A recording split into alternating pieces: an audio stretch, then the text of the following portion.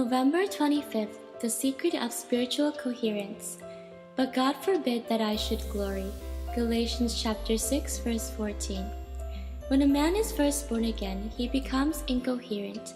There is an amount of unrelated emotion about him, unrelated phases of external things. In the Apostle Paul, there was a strong, steady coherence underneath. Consequently, he could let his external life change as it liked, and it did not distress him because he was rooted and grounded in God. Most of us are not spiritually coherent because we are more concerned about being coherent externally. Paul lived in the basement. The coherent critics lived in the upper story of the external statement of things, and the two did not begin to touch each other. Paul's consistency was down in the fundamentals. The great basis of his coherence was the agony of God and the redemption of the world, the cross of Jesus Christ.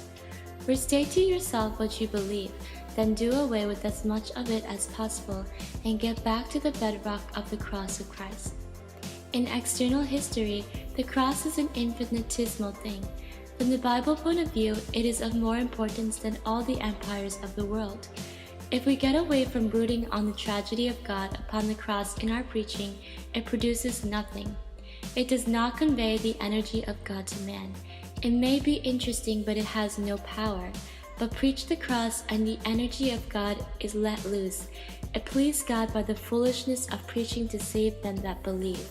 We preach Christ crucified.